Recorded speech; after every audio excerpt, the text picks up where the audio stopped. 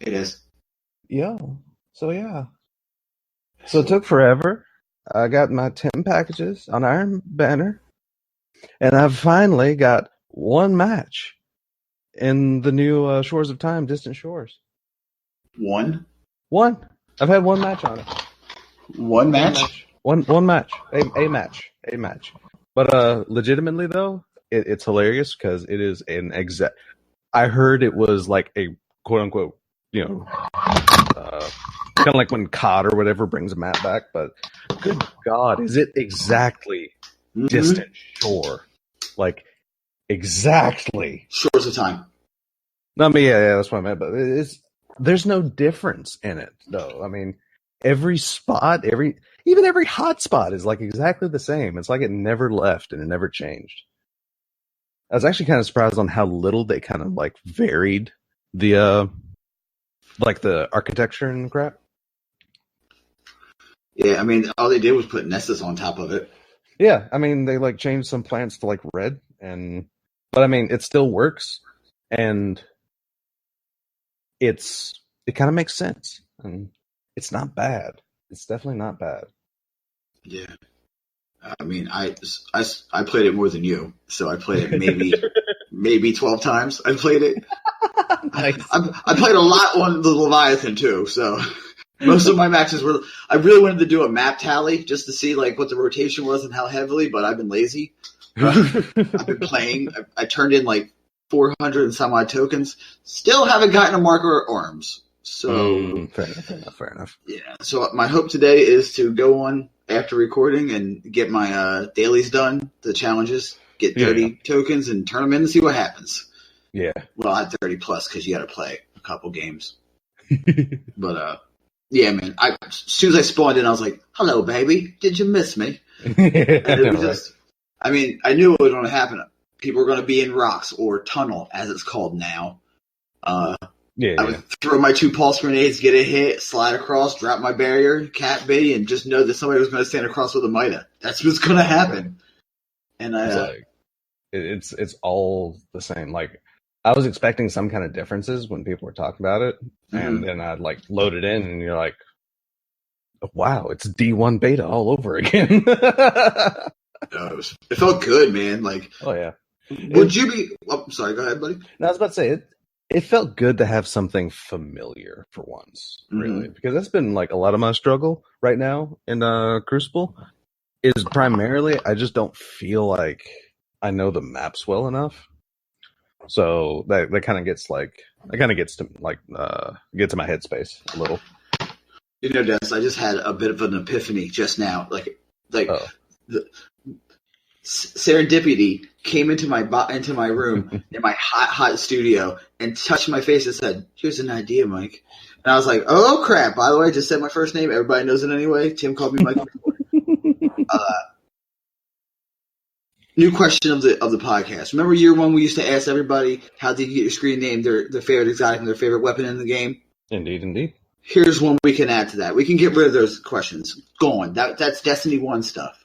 If it comes up during conversation with a new guest, it comes up with conversation new guest. Here's a new question to ask guests. We'll answer it first. You ready for the question, my friend? Oh Lord, let's hear it. Des Raven. Mm-hmm. If you can think of another map to bring back from Destiny 1, what would it be and why?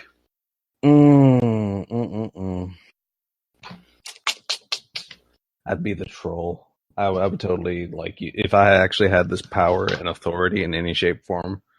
I would so totally be the troll because I would bring back Cathedral.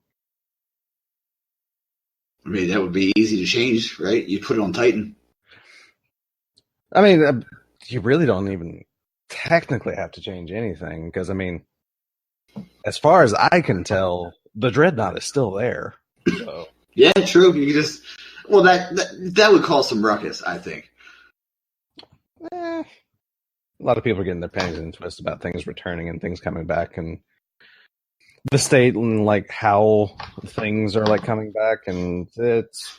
I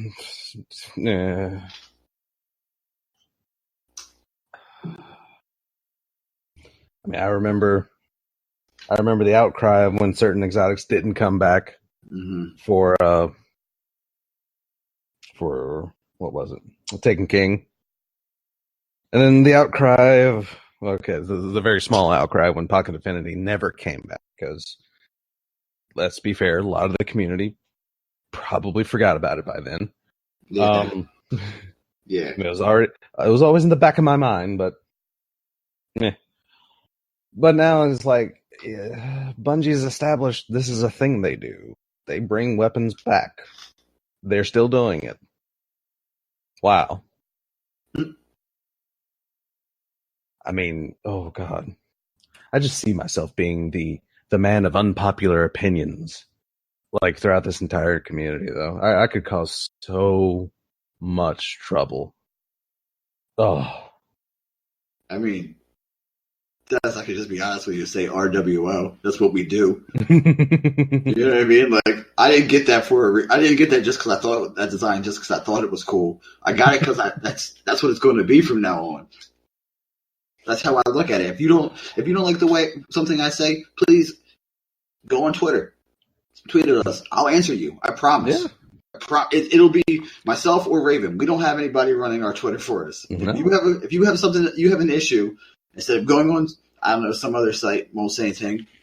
I mean, that orange dust on your keyboard might be a little tough. If you have something to say, just tweet at us at the RNG Cast. Give me your reasoning. If Des wants to take it, he'll message me. I got this one. If I'm going to take it, I'll message Des. I got this one. You'll know who you're talking to. You will know quite quickly who we're talking to. Oh yeah, and that's the thing. Have the balls. Tag us. Come on. Don't be like some people I had to unfollow on Twitter by actually talking about people without having the balls to actually tag them. Nobody incredibly famous or anything. Just like a personal person I knew. Yeah, that would literally trash talk a YouTuber. Actually, it was actually Maximilian. But as a YouTuber I watch, I enjoy his content and such. But he was a fighting game guy, and all of a sudden he's like smash talking like this big YouTuber, but never had the balls to actually tag this entity. So it's like, so you're sitting there complaining, and you're sitting there like, doing these things, and it's like, so why not tag them? Why not have a conversation? Why not have a debate? Like, exchange ideas, the exchange of ideas, and the standing for, let's say, basically the freedom for you to stand for your own opinions has been a much valuable and much lauded thing that people have fought for and risked their lives for generations upon generations. It has been the subject of wars. Exercise it. Hell, I did. It's like, be brave. Right. Yeah, I fought for people's right. And legitimate, like we normally don't get political, but I saw like one of the best Twitter images ever about the whole kneeling. The fact that people weren't standing for the crap, the anthem. Jesus, but that's not crap. He knows what what he meant. I know. It's just I have issues finding words sometimes, but no, and like I found this thing, and it's like, so it's a picture, like this caricature of a football player kneeling, and the crowd behind him's like, people fought and died for your right to stand. And on the other half of that image, it's like these soldiers that are like freaking in the bushes, basically.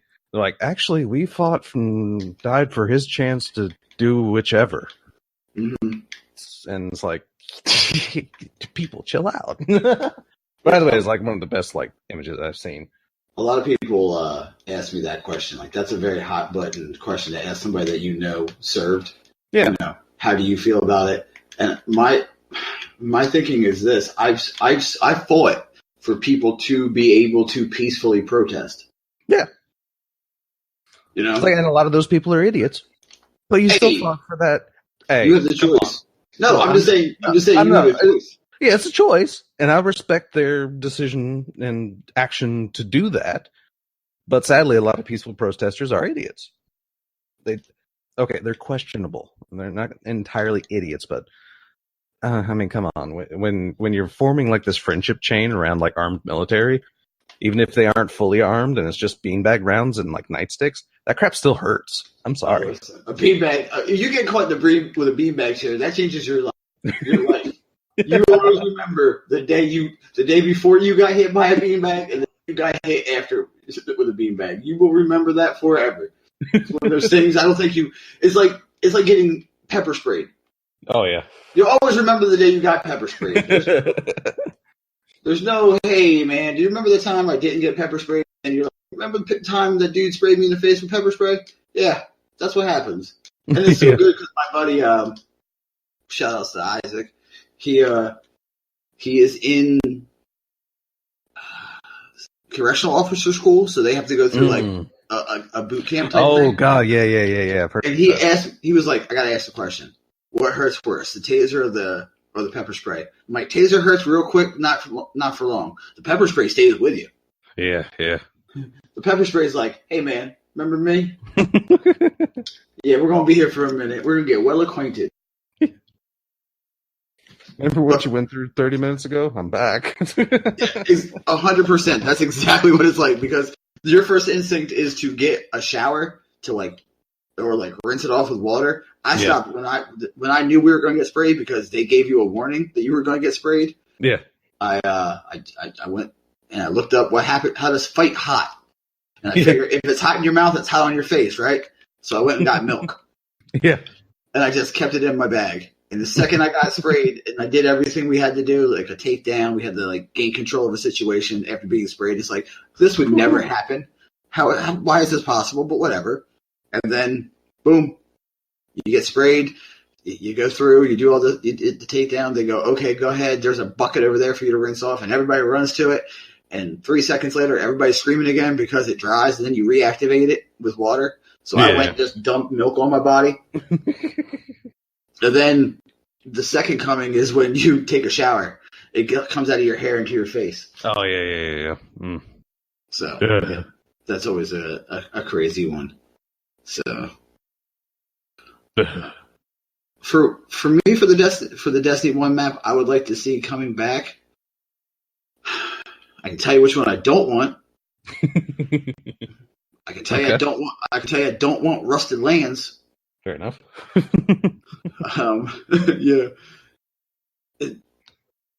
I can see Twilight Gap coming back too. Yeah. I mean, that's an easy one. I can see Twilight Gap coming back. I'm gonna say Asylum. I want Asylum to come back. A real tight map. I mean, with submachine guns now. Can you imagine playing Asylum with submachine guns? Yeah. That, and actually, because that can actually be recreated and kind of revisioned in the arcology on Titan pretty easily. That's kind of a similar, like, I mean, it might be like, since a lot of the arcology is actually enclosed, it might turn it, that might change. But like I said, that can actually be recreated because it's just like, because the inside of arcology does remind me of Asylum. Yeah. 100% it does. I see it. I'm like, oh, please bring you in. Yeah, I can definitely see that. Yeah. So other than playing the Distant Shores map one time, did you get any good drops, man? What did you think of the first Iron Banner of Destiny 2? Not gonna lie, I inspected, hopped on whenever I was first able to log in and inspected Saladin's package. That's right, I inspected Saladin's package. Come at me, Papa. But anyway, and I was immediately disappointed. For the first time, it's taken like over a month, but for the first time, I'm actually disappointed in Bungie for something in D2. Like, legitimately, I was a little crestfallen whenever I inspected the package and I saw the designs for the IB weapons. Are you mad because we've already seen that body shape? Is that why you're mad? Yeah, because like I said, we just came off of like Rise of Iron, which was the best set of Iron Banner weapons, and sadly that's still true because effectively this is basically D1 vanilla Iron Banner weapons all over again. It's like the same models. I mean, yeah, they have a golden medallion on them. Ooh. But otherwise, like, we've seen these models, we've seen these types. I would have really liked to see, like, the Rise of Iron set again, like, especially with the feudal Japan styled armor. I think, the ragtag tossed together weapons really would have looked really good. But that's just personal opinion and bloody D. I had a thought, Des, just to keep with the weapons here. Yeah. So, do you think maybe next Iron Banner we'll see Hake weapons? Nah, I doubt that. You doubt that? Yeah, I doubt that. You doubt that they would rotate manufacturers like that? I mean, I can neither confirm nor deny, because unlike what they did for faction rallies, like, all the weapons that are available in this Iron Banner are the only weapons listed for Iron Banner.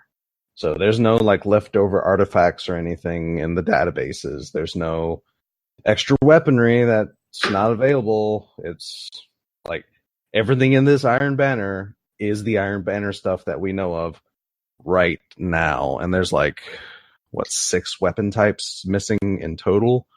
The rocket launcher, a sniper, a sword, and a shotgun, I believe, are the things that are missing. Yeah. So it's not a lot of missing weapons. Yeah, well, yeah, all of those are power. Basically, the only power weapons we have is the fusion and the grenade launcher. But it's not, like I said, it's not a lot missing. It's only 4 weapons out of the 10 that we have now, like, weapon types. So it's not horrible. And I do like the variety of them. Like, so far what I've used, because I've only gotten 12 packages. Because let me tell you what, if nothing else felt like a grind in D2, Iron Banner has felt like that grind that has been missing in a lot of D2 to me. How many packages did you get, Des? 12. I've opened 12 packages. I've opened 19. Okay, that's fair. You're not that as far ahead as I thought. Yeah, that was because it's today. Oh yeah. If I didn't go to the event today, I would, I'd have a lot more. Yeah. But yeah, I still love, like, the token system, but nothing has felt like a grind in this game until Iron Banner. I do kind of miss the possibility of after game Iron Banner drops. So leaving it totally to the token system, I don't quite feel like this is as rewarding as Iron Banner as it could be. But at the same time, I'm, like, not super upset because, well, it just so happens I got the exact weapon I wanted to try. And I fell in love. Dude, listen. Yeah. When we get to the gear drops, in the 19 packages, you will be surprised on the results. I got a lot of the grenade launcher, let me tell you what. Jesus Christ. And like I've told you in our before show, I have not, tried a weapon I have not liked. But I never have tried the grenade launcher. So. Oh, dude, listen, grenade launchers, you can't. If we ever do a stream and it's like, if you donate, you dictate. If you really want to piss me off, say I have to use a grenade launcher, because they are the most. When they work, they work. But when they don't work, about 98.25% of the time, when it bounces like it's made of that super bouncy material, you know what I'm talking about? Like super bounce balls, where you bounce it and it goes pink, and then flies in the air and you can't find it, and then sometimes it falls on people's heads. Story about that, but that's another day. Yeah, so I have not even tried. I've gotten like 4 or 5 of them to drop, and it's like, thanks. I got to play the game, and I was like, oh, that's an Overwatch shout out. I've also heard Saladin go crazy. Oh, yeah, I've actually seen... Die, yeah, I heard that. Yeah, I haven't heard... I've seen the transcript of that. Because the transcript... the transcript of that was Converse, our average game player, quote unquote, and his humble brag. Because he brought it up to me in a way, it's like, oh, have you heard Or have you heard about, Saladin's, we ran out of medals, like, voice line? First thing I said was shut up because I know he was going to brag about it.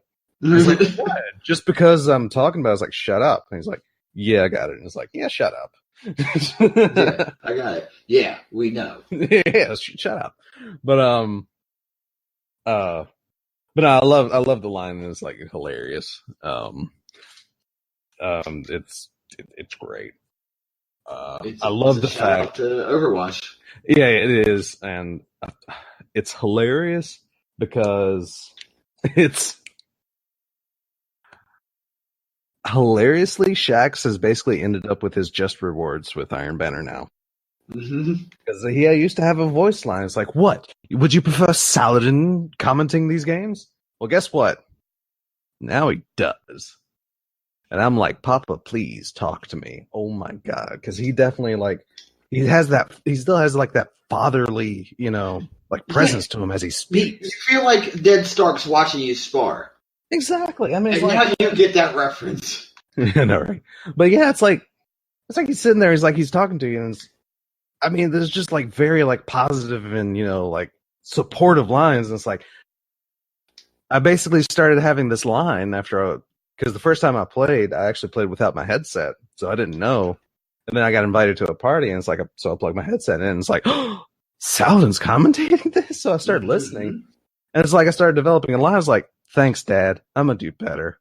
I'm going to hop in this, like, thanks, Pops. Let's go. So, like, Young Wolf is what he calls you as, like, okay, I'm going to ask this question. It's secret time. Secret time in the RNG cast. Do you have, like, does your mom have a nickname just for you?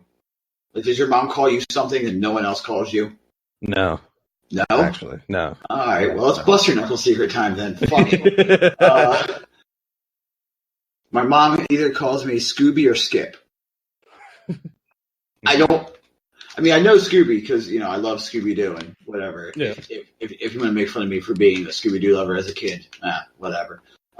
Skip, I don't know how I got it.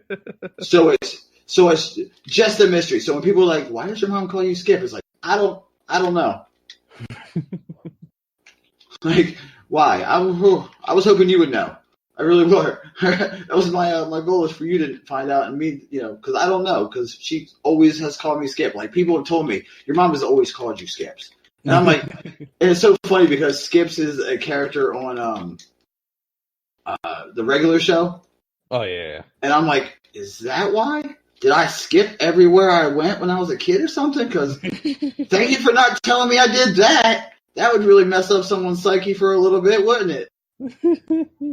Next thing you know, your friends find out, your coworkers find out your nickname is Skips because you skipped a lot as a kid. And if you work in a warehouse, that's death. You might as well just end it. Because that's just, no, thank you. The only like family nickname I had as a kid was my siblings called me Bubba. Okay, yeah, that also counts. The reason they called me that is, I've talked about my size on the show before, and I've ended up being like a 6'1", like 220 pound, like kind of fairly wide individual. Fairly wide. Go ahead. You just say you're stout. Hey, I'm stout. I'm stocky. Yeah, you're stocky. But I've like always had that like basic build though, and it's even when I was a kid, it's just like they nicknamed me Bubba because it's like someone made the comment. It's like, oh yeah, he's built like a football player. He's going to be a football player, and for some reason that's translated to Bubba. Yeah, I don't know why, but yeah, I totally get it though. Yeah, that's something my siblings used to call me. Somebody was like, why don't you ask your mom? I don't want to. Yeah. So, that secret dies with her. One person knows. That's too many. So, yeah. No, I can see you being called Bubba, growing up because, No, it wasn't Forrest Gump, whoever's thinking that. No, stop it. Stop it. They called me Bubba before that movie was around. Yes, I'm that old. Shut up. Get off my lawn. Anyway.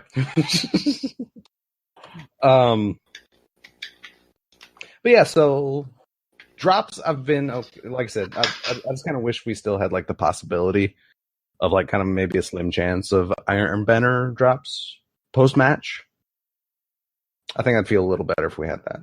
For those that didn't know, there was an edit, a flawless edit, and what happened was Dez went really wonky, really quick for a long, long time, and I don't know why. But now we can go back to the conversation. Yeah. What did you get for drops, Dez? For drops, let's see. I think one of the first things I got was the hand cannon. Okay. Which isn't exactly awful. It's a faster rate of fire hand cannon, so it has like that, like thing happening, going for it, whatever. Which it hasn't felt too bad. I will say that, or is it slower? 110 RPM, slower. Fair enough. Yeah, this is with bad news and Prabham. Is that true? Yeah. Same impact. Fair enough. But yeah, it's actually slower, so that was my bad. It's got like really good. It's got excellent range for its type. So I mean, that's bueno. I haven't gotten it. It doesn't, like I said, it doesn't feel too bad. It is slower, so it requires like very. It's not forgiving to use. That's for sure. Mm-hmm. Yeah, it's 110. I got the sidearm, the Fool's Remedy. I got that as well. Yeah, which that's a thing. What did you think? Suros auto or Suros sidearms are fun. They're just not the best thing to use. Agreed. I mean, I like Dead Man Walking, and I like that. You know, that's the I have it right here. So, the Fool's Remedy. Yeah. It's a gun. It's like you said. It's a Soros sidearm, so it's full auto. Kicks like a horse. Yeah, it does. Ridiculous recoil. You know, if you peg the trigger, has accurized ballistics and moving target, which I mean, that's nice, right? Ricochet rounds. Yeah. I don't really see ricochet rounds becoming the new hotness, but yeah, they've always been around, and they've always been a thing that's been overlooked. yeah. I'm with you on that one. Unless you have the hard light and them's intrinsic. Yeah. Let's see, what else have I got? I've gotten the Fusion. I have as well. I haven't used it yet. Because I'm not like a huge Fusion guy. I have.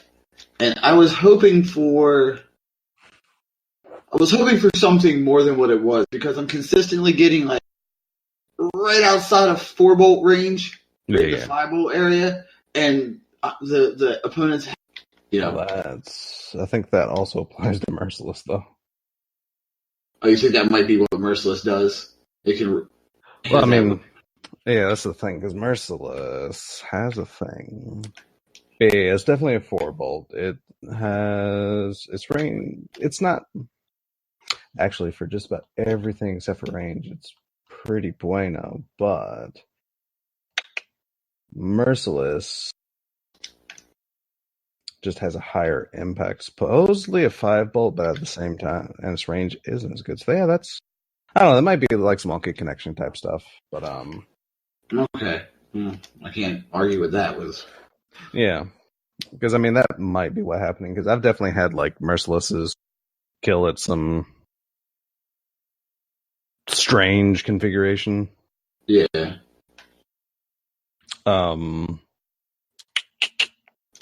But so the one thing I have gotten now, and has pretty much a sweet, nice little nugget has fallen pretty deftly in my lap.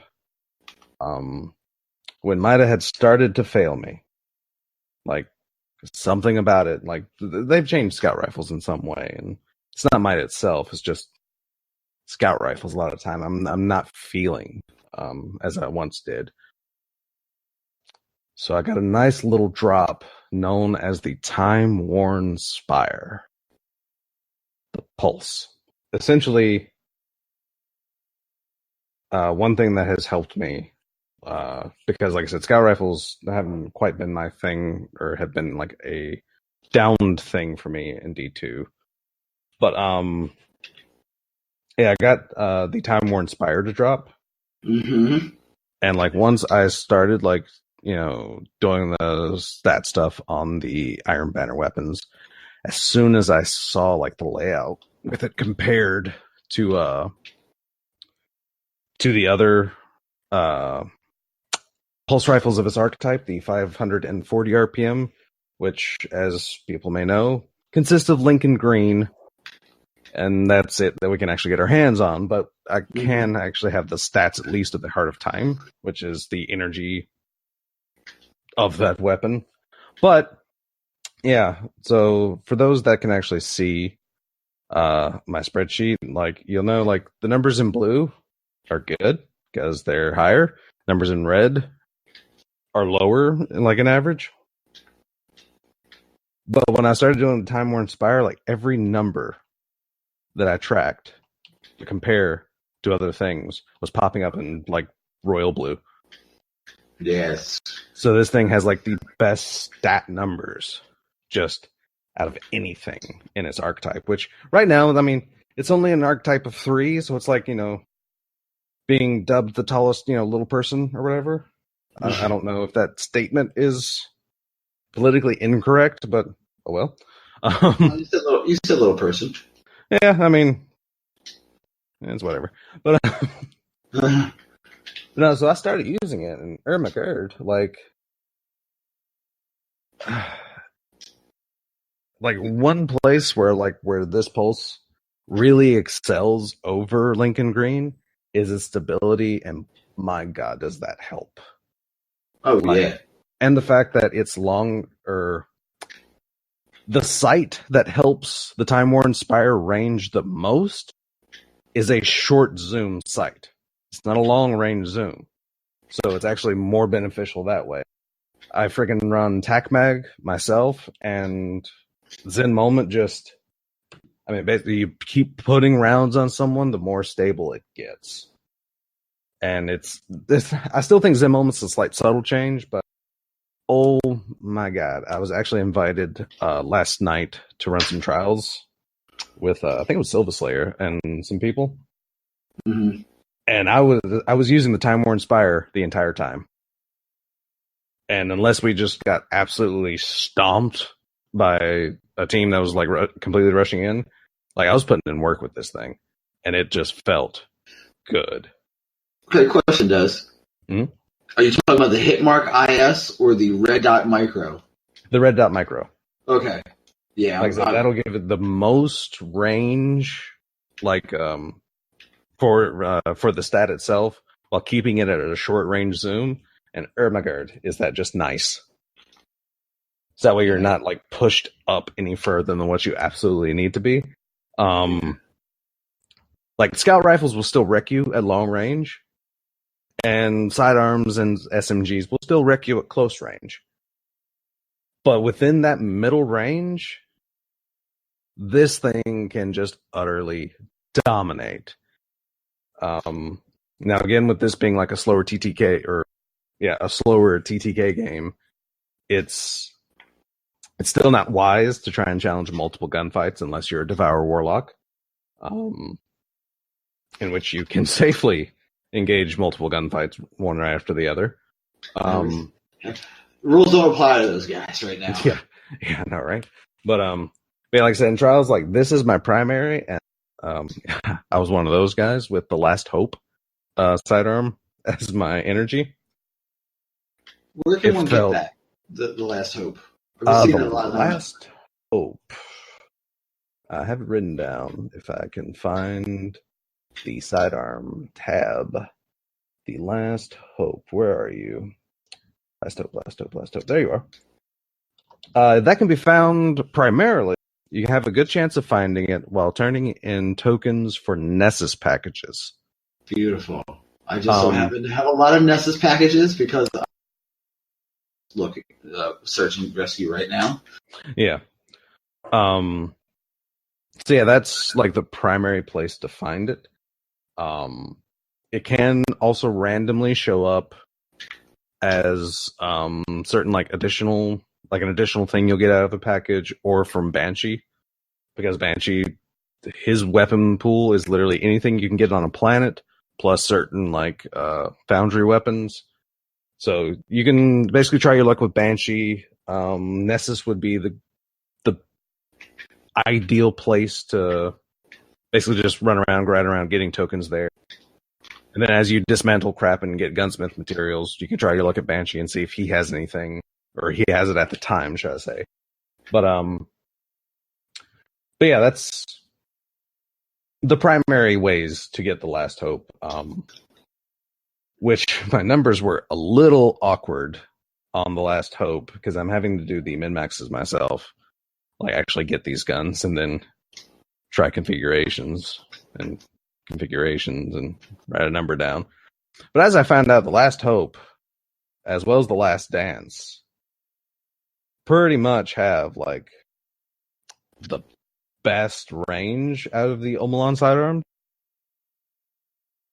But then when looking at the perk, I think it was the Last Hope, which is why I'm using it, that had the better just perk layout. Because because Last Hope does have Zen Moment, but then again, Last Dance is also like a really good thing to use in and of itself because it has moving target. So that's definitely not bad to use either. So, but definitely one of those, or even Atana. Atana isn't horrible. It does have a slight more range, and like range is really, really finicky with sidearms. Like sidearms and SMGs like have harsh damage fall off right now.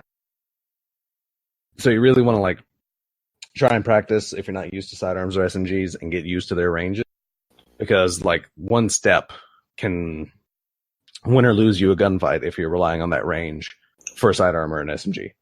So speaking of the SMG, I got the Hero's Burden. Did you get it? I don't think I got it, actually. I don't think so. Okay. So the Hero's Burden is the 900 rounds per minute. Yeah. Brand, I guess, of submachine gun. It has high caliber rounds and it has threat detector, which is you have increased reload stability and hand when enemies are in close range, which is the kill range for an SMG. So the perk works perfectly, and it has high caliber rounds. The issue with that is the thing's recoil is sporadic at best. Yeah. You know, being a 900 RPM gun, it's gonna shred. It takes a lot just to keep that. You know, I had to put. I have sticks extenders. I have the the control freaks on my controller. So I have an extended stick. So I have to pull down a little bit more than I'm used to, but it's not. It's not like, oh, this is terrible type of thing. You know what I mean? Yeah, for sure. Can it keep up with the anti-ope if the anti-ope is doing what they're supposed to do? Not in your life. No. But if you can get a surprise, oh yeah. It does its work really well. If you can get up in someone's face where submachine guns should be used anyway, it is it's a really good gun, really fun, has its place. I mean, is it better than a Uriel's Gift? Different types of weapons, so I can't say yes or no. Is it better than, say, the Risk Runner? Not really. Well, yeah, it's about the same as a Risk Runner because they're in the Hero's Burden is in the adaptive frame, which sadly, adaptive frame is like bottom of the barrel when it comes to SMGs because it's a 1 second flat optimal TTK. I mean, but again, it's also like one of the most forgiving SMGs to use because it's only a 0.07 second increase to a body shot, like a pure body shot TTK. Mm-hmm. So I mean, there's very little room of margin of error there, and if you're in their face, 1 second and 1.07 seconds is still better than a lot of TTKs out there, like a lot. But so it has that going for it. But yeah, SMGs just uh, do with that thing, and you really got to play into its ranges really well. Mhm. So, did you get the AR? No, I also have not gotten the AR, sadly. I have. Is it better than the origin story? No. Is it an interesting gun to use? Sure. Because it has the tap the trigger perk, Yeah. which I mean, you can reach out. You can give scout rifle users trouble if you pop the trigger instead of just pegging it down. But who plays if you want to play that way, use a scout rifle. Yeah, for sure. But I mean, it's the slower, I think, rate of fire. 600. 600, yes, in mid. So yeah, it's not the slowest. It's also within that kind of like sweet spot of skill versus risk reward for TTKs. It's not like I said, it's not awful to use. Like the difference between the 600 and the 450s, which the 450s are like the preferred, but a lot of the 600s don't really fall that far behind. And let me just say, like I said, the stats on pretty much all these Iron Banner weapons, they have a lot of like best in class, like really good just stats under their under the hood there. Yeah. Like a lot. Because like I said, the auto rifle has for a 600 is pretty much going to be the best 600 for you to use other than hard light, because hard light has no damage fall off. So yeah, if you're going to use a 600, well, that and forward path is actually kinetic where hard light is energy, but either way, yeah, there's that. But yeah, there's that. What else are we missing? What other? Like I said, we grenade launcher, pass. Yeah. Which it does have a unique perk to it with the spike nades, but I don't see how that, because if you actually direct hit somebody with a grenade, then they're gonna die, because that's pretty much the only way to get a one shot. And all spike nades do is like if you hit them with the grenade, then it does more damage when they're hit with it. But it's a one shot anyway. Yeah. So I mean, I don't rightfully see, like, that's probably a PvE, but yeah, like I said, I dismantled pretty much. I made sure my play of the game was, because like I said, if there's a grenade launch, and Behringer's memory, because I did find a legendary grenade launcher that has sticky nades. Oh, I have a Behringer's memory. Yeah, Behringer's memory is the legendary that has sticky nades.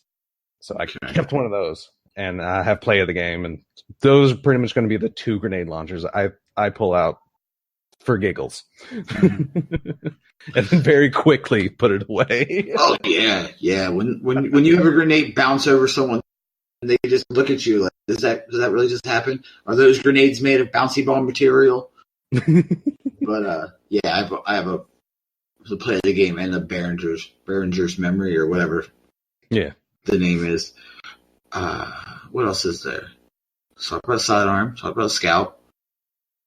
Yeah. We got words in on the hand cannon move, but between the two of us, we pretty much have experience with everything. Yeah. And like I said, the stats on a lot of them are really, really good. I mean, I think the fusion pretty much only suffers because Shock and Awe has basically the Plan C perk, I call it, because the perk's name is Backup Plan. And that's what Plan C was, so it's like, haha. But like I said, even it has like a lot of stats, like over Shock and Awe and the Erentil, which are the only other 2 4-bolts in the game. But at the same time, it's like that perk really gives Shock and Awe like an advantage over like the Wise and Rebuke. But like I said, it's still pretty much everything that they have, even though the perks may not be great, the stats on them are all good. Yeah. Like for the most part. And I'm like double checking this, and I am still coming out fairly accurate, I believe. Oh yeah, that's 300 RPM, because no, that's not. What? Is it 2? No. What RPM is this freaking sidearm? Oh, there it is. Full remedy. Yeah. So yeah, like I said, I'm just giving this a very quick go through, and yeah, most of these weapons have either bright blue or purple like stat numbers. Which, you go to the go to my Twitter and you click on the pinned tweet, and that is the current bird rock for these weapons. And like I said, you can check it out for yourself. Please check it out for yourself. And if you see a mistake, please berate me for it, because this means I'm like, if you berate me for it, I'm gonna fix it a little sooner. But I will definitely fix it. Okay, did you get a full set of gear on any of your characters? Because if you got it, I'm gonna be mad. Well, I've only turned in the packages on my, or I've only turned in tokens on my hunter ship. Because I really want, just because, like I said, okay, I said the warlock gear looks the best, and I'm still sticking by that. But my hunter is my main. If I get a full set on anyone first, it's gonna be my hunter, then the warlock. But I have arms, chest, and cloak. I'm missing headpiece and legs. I have head, chest, legs. I need arms and cloak and mark for my Titan. Yeah. I've gotten 3 helmets, 3 chest pieces, 4 boots. Yeah, it's ridiculous. I'm still happy with the way it looks, because I have the Icarus Drifter legs with the Iron Battalion shader, so it kind of matches what I got going on. Yeah. Otherwise, like I said, I'm not too bad, because I normally run Foe Tracer in PvP now. Mm-hmm. I'm one of those hunters. Sorry. But yeah, so it doesn't look bad. As the set goes. I would really like the legs, but I'm not gonna get all nitpicky. But yeah, it's I'm very what you call it? Very, very, very pleased with the armor. Yes, I'm very pleased with the armor. The armor is very bueno. I love this armor. I still don't think I love it as much as my fully ornamented Days of Iron set for my hunter, but it's close. Okay, now it's close. Okay, now this just is my thinking here. Okay, Bungie's going to talk about the seasons next Friday, this upcoming Friday, the 20th. Yeah. Do you think that they have enough resources and enough bodies and enough hands to have every season have a different type of armor? Doubt it. Would you be excited if they did? Yeah, I kind of would, but at the same time, depending upon how large these seasons were, because I've heard some thoughts that seasons will basically be reset during major expansion or DLC times, which if that is how they separate things, and then things don't have new armor for the DLC stuff, then that's going to be suspect. But if seasons are, depending upon how long the seasons are, and because if the seasons are going to be short, within maybe 2 months and it's a season, it's hopefully at that point in time they actually fine tune the drop system to be a little more smart looty than it is now. Yeah. Hey, Des, I have a question. Did we actually start the show? Oh, Jesus. All right, ready? We're over here talking. I know. Well, we're talking. This is what happens. This is going to be known forever as the one with the intro. So I'm okay with that. Yeah, no, right? The RNG cast this week. I think it's episode 74. I could be wrong. I'm Buster Knuckle. And this is your boy Raven. And we're going to get right back into that conversation. Welcome to the show. It's okay, we had the bit going, and then it's oh crap, wait, we didn't. Whoops. Yeah. I think from now on I'm going to have I'm going to highlight introduction into the the little notebook I have to cover topics, because we just got into it and started just flowing so well, and I'm God dang it! I just realized too when I said it, I was man, we didn't even introduce the show. So RNG Cast episode 74. The late intro, boys and girls. Late intro. Yeah. We're going to try something new. We're going to revolutionize podcasting. So The only one we didn't like, just to go over the Iron Banner real quick, is we didn't like the the grenade launcher. Yeah, but then again, it's just grenade launcher. I mean, I'm pretty much not really going to like any grenade launcher, to be honest. I've turned in 19 packages, haven't gotten an arc. I mean, loophole's kind of limited. It's whatever. Got a Valakaden though, so I've been using that. That's kind of fun.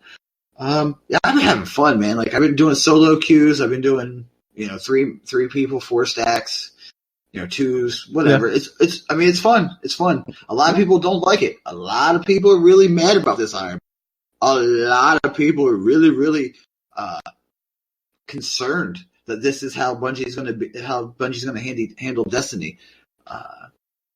I'm happy. When it becomes Supremacy, might be a little different story. Might be a little rough. But I think it was. I won't say a success. It wasn't a failure. No. I mean, nothing in D2 has been any kind of like drastic failure. Come on, we can. There's been like no severe connection issues. There's been a few minor bugs here and there that have gotten on people's nerves. Mm-hmm. But I mean, it's like nothing like as drastic as D1 stuff was. I mean, even still, like this launch has basically been flawless for all intents and purposes. Like, there's been a couple small hitches, but a couple small hitches. A lot of people will say, though, and I'm sure you're ready for this, that the Endgame is lacking in Destiny 2. That there isn't. I'm going to keep going just because I know I know you're coming with some heat, my brother. That there isn't a grind. That there's no that power level makes you feel weaker because they don't have the power enabled game mode that makes them stronger. That they say that if you go to the raid as a 265, is that what the max or the minimum is? 260, 270? I think so. Yeah. Let's say what it's 265 for the reference. It might be 270. That you feel just as strong as if you're 305.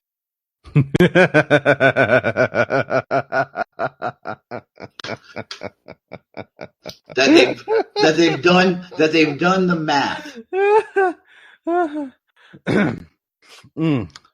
Well, math definitely does not coincide with anecdotal experiences with the raid.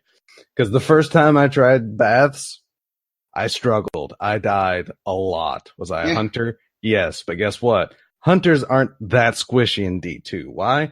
My hunter rolls with a resilience of 8 normally. Why? Because I wear heavy hunter armor. My recovery is crap, but I have armor. I'm not squishy. It takes me a while to recover, but I'm not that squishy. But I definitely felt it was easier, like, as I approached 300 to do baths. Like, baths is no issue with me. But then again, it could also be the fact that I now know what weapons to use. So that could have been, like, a bit of my struggle bus. But I'm not going to argue too horribly about that one. Because then again, power-enabled activities, like Banner, like Trials, yeah, it never really mattered. If you were within, like, 30 light, you were still good to go. It's when you were trying to get in, like, as minimum light near the end, after, like, 6 months in a DLC, and you're trying to do Iron Banner as minimal light, yeah, you had an issue then. But, like, I'm actually glad they've taken out a lot of, like, the power-enabled things, like Banner and Trials, because it really didn't matter. Because when it came down to Trials, you still had idiots before the Icebreaker even came back, risking using an Icebreaker to bring their light level so low, and was still like one shot headshotting you at max light. So I mean, no, these things were never really done properly. So I'm kind of glad they're gone, because especially after a while, it didn't matter like at all. Like one little bit. Because even then, it's like, after like the first couple like Iron Banners, everyone's close to max light anyway. And if you saw someone that wasn't, well, that person just wasn't having fun because everyone targeted him. Mm-hmm. But yes, I mean, I'm like I said, I'm not sad that they got rid of the light enabled stuff because it was only like a struggle or a power pretty much for the first couple. And for the way the quote unquote there is no grind for D2, which yeah, it kind of isn't. I mean, for the most part, a lot of it's streamlined. A lot of D2 is so quality of life, like top shelf, that the experience just is incredibly smooth. Mm-hmm. And yes, there is no harsh grind in this game. Except for, as I said, Iron Banner felt like the way we were rewarded there at the end didn't feel like it was that easy to get there now like that. Which, I mean, come on, let's face this. How much in-game content was there in D1 Vanilla? Please, someone tell me that. Because I can answer it for you. Not much. Yeah. You had the raid. Ooh. You had a nightfall. Ooh. Up until I think it was Dark Below, we actually only had one iron. Because it was supposed to go every other month with another event. And that other event just dropped off the face of the planet. So we had that event. Then we had an Iron Banner. Then we were going to have that event. That didn't happen. But hey, there's an Iron Banner the next month. And then Iron Banner became monthly. I don't know exactly when it became monthly, but it was very shortly after that. Because it only missed like 1 month because of the Queen's Wrath event. And then there was that one empty month, I believe. Yeah. But either way, but yeah, there was only like 2 in-game things to do in the entirety of Destiny 1 Vanilla. What was the difference? Yes, the grind was harsh because there was forever 29s, which I wasn't one of those. Thankfully, because hunters had amazing exotic helmets, and that's what I needed to hit level 30. But yeah, I mean, a lot of people are saying, there's no like in-game diversity. Oh my god, there's no.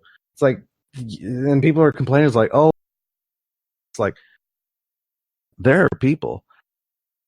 It took me until they reintroduced Vault of Glass in Rise of Iron. So 3 years of playing a game, and that's when I got my Vision of Confluence Legendary from Vault of Glass. Yeah. I mean, yeah, that loot system in D1 sucked. Like we've talked about it. They've changed it a lot since then. But it sucked. It was awful. And now we actually have a more decent loot system. Like, more events are more rewarding. But there's a lot of like smaller loot pools that are iffy on what they want to give you. Yeah. Which I'm not a huge fan of. But at the same time,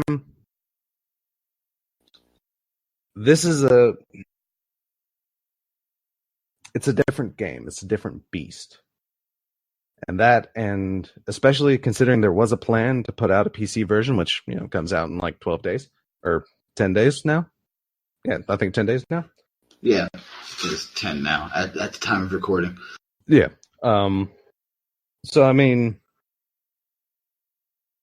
they're already planning for like a new market of players, basically, because they're breaking into the PC market. Yeah. So for considering how many new players that, they're breaking into an entire market, why would they make a huge in-depth game for brand new players when they didn't do that for D1 launch?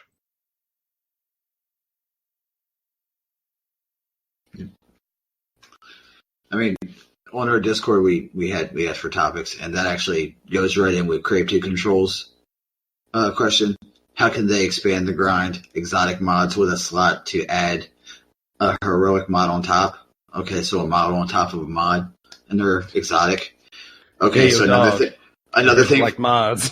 Yeah, that's another thing for Zer to sell. No, right? I mean, yeah, I would like that, or maybe like the raid gear in the trial when you go flawless drops with an additional mod slot. I don't know, because legitimately, I'm there's a lot of the community I'm not listening. Even Dado himself, who put out a video, I haven't even watched the video, so I could be like entirely wrong on the content of the videos. But Dado's usually very straightforward on his video titling and like his thumbnails and crap. But if he's discussing on bringing back random roles, I mean, I don't know what his stance on random roles were in D1, but I know of a lot of people that were like, we don't need random rolls on guns because that would make the Crucible more fair. Yeah. Everyone has a chance to get this gun. You know, if you see this gun, you know what you're expecting. And guess what? That's ended up being true. The problem is, yes, this is a smaller loot pool. So would a larger loot pool work? Not really. That's like a band-aid for a broken leg. So, I mean, but that's the thing. I mean, I don't think anything's really broken. I don't, because why bring random gun rolls back? Just so, I mean, let's look at it this way. When you get a gun to, like, I'm forget. There's a whole lot of this math in D1. Like when you get a Crucible drop, let's say, which is anything that the Crucible Quartermaster sold. Well, that also includes like specific Crucible unique drops.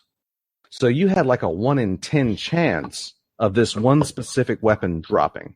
Yeah. But then you wanted that one specific weapon with one specific roll.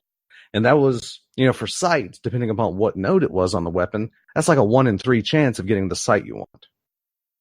For the perks, that's like a 1 in 5 chance. For a lot of the modifiers, it's like a 1 in 4 chance each node. And then for the final perk, another 1 in like 5 or 6 chance. So that's a lot of RNG, a lot of possibility. But now that's gone. You get this one gun, that's all you need. It's like nothing changes except for the mod. And a lot of people are clamoring. It's like, you know, well, why don't they bring like some of the MMO back and give us random rolls again? It's like, dude, what MMO are you playing that has random rolls so I can stay away from it? EverQuest had no random rolls. Final Fantasy 14, as far as I could see, no random rolls. But then again, those MMOs had infinitely smaller possibilities for loot. It's like Final Fantasy 14. When you do a dungeon, there's about 4 treasure chests in the entire dungeon. And that's not shared loot. That is one thing that is dropping. And it might not even be for any type of class. It's not even guaranteed to be for a class that's even doing the dungeon at that point in time. But you only had a 1 in 4 chance of possibly getting something that was even for you. So yes, let's bring in an MMO system and like give one person in a Crucible match a drop per game. Mm-hmm. I mean, that doesn't sound like fun to me, because that sounds a lot like what it was in D1 Vanilla. A lot of the he's dude at the bottom of the leaderboard actually gets something. The crap, yeah, because that wasn't a D1 complaint. Yeah, do you remember when the bottom guy who had no kills and like 100 deaths would get an exotic? Remember that? You guys want to talk about good member berries? Remember them sour member berries? Remember them? Right? Remember when they would make you tongue blue? You would feel angry as shit for like three games because who joined halfway into your match got an exotic, or God forbid, the exotic everyone wants. Remember that? And I've heard some complaints. There's nothing secret to go after, because that was something that became like so interlaced in Destiny, which started in the Taken King. It took them like 370 days to throw in a secret quest for the Black Spindle that everyone knew about. Mm-hmm. There was no secret crap for anything in D1 other than trying to figure out how to get a missive to drop. That was like the most secret thing there was. But then as soon as you got it to drop, it told you what to do. So I mean, it was just a matter of at that point in time just trying to figure out how to get it to drop. So it wasn't anything like actually mysterious to figure out. It was basically just another RNG drop. I've heard a lot of people say bring back strike specific loot. I don't want that. I would be okay with that. If it was like, I'm talking about like strike specific loot with chest keys. I mean, would it be cool if you could run the strike and get like something special from it? Yeah. But a lot of people are talking about adding chest keys because that was the greatest part of Destiny. But but also the thing that gets me is, yeah, this is a sequel to Destiny, but you can't look at it like Destiny because if you did, you'd have to look at it 5 or 6 weeks after launch to compare. Yeah. But comparing this is like comparing Matrix to Matrix Reloaded. Yeah. You know what I mean? It is a sequel. Is it perfect? No. Is it close to perfect? I don't believe there's a perfect game. Nah. But is it a great game? Yeah. I mean, the community has been lashing out at Bungie, and they want to like, what do you want us to do? What do you want us to do? You're going to ask for everything that happened in Destiny 1, and then Destiny 2 is going to be like Destiny 1, and then you're going to complain. Mm-hmm. Oh, they brought back strike specific loot. They brought back heroic strikes. They brought back strike scoring, strike modifiers. They brought back Prison of Elders. Even though they said they're not bringing back Prison of Elders, which is some bullshit to me. Anyway, but nice. If they brought back everything from Destiny 1, it would literally just be a polished version of Destiny 1. Yeah. This is a different game. Let the tokens run out. You know what I mean? Like, yeah, I mean, for a lot of loot, I actually wouldn't be opposed to a lot of this stuff being brought back. I was like, strike-specific loot. I wouldn't be, horrible at it, but please don't go through any convoluted system on unlocking these freaking chests. Yeah, like when you pop the chest at the end randomly, it might like how there's like an exotic or a legendary engram. That might be it might auto decrypt into that, or you take it back to Rahul and decrypt it. Give it that present opening experience, which I think Rahul does. That's fine. Because, like I said, like just adding more guns to a fixed roll system, probably isn't really going to be much worth a crap anyway. Mm-hmm. I don't have an issue with fixed roll guns because, I mean, like I said, there's just been so many. Like we've said, is it a perfect game? No, because I myself don't believe that there is a perfect game scenario. But with so many quality of life changes that they made, and yeah, you could definitely tell that they focused on the quality of life aspect, like as the foundation of Destiny 2. Mm-hmm. They tried to focus on the loot of Destiny 1, but there's still remnants of like when Trials was supposed to be released during D1 vanilla. Like those weapons were still buried in the code, basically. So yeah, which as we know, Trials didn't come out to how Trials weapons were in the database from vanilla launch. Mm-hmm. Same thing with Queen's Wrath weapons. All those legendaries were in the database. They didn't come out till House of Wolves. And right now there's no trace of that. And that makes me happy. Mm-hmm. Why does that make me happy?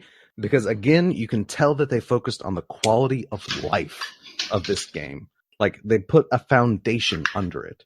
They didn't focus on a crap ton of weapons that they didn't have time to complete, or events tied to weapons that they didn't have time to like balance or put thought into, or this, that, or the other. They thought about what they had to think about. They thought about how to make things easier, how to make things accessible, how to make things as not convoluted as possible in this game. And that's its foundation. So, and as we've said before, from the launch of Destiny 1 to its end in Rise of Iron, that game had changed so much in its lifespan. They added so much crap. Mm-hmm. I'm not judging this game, like really comparing it to D1. I'm not going to do that probably until the second expansion comes out. Then I'll start comparing.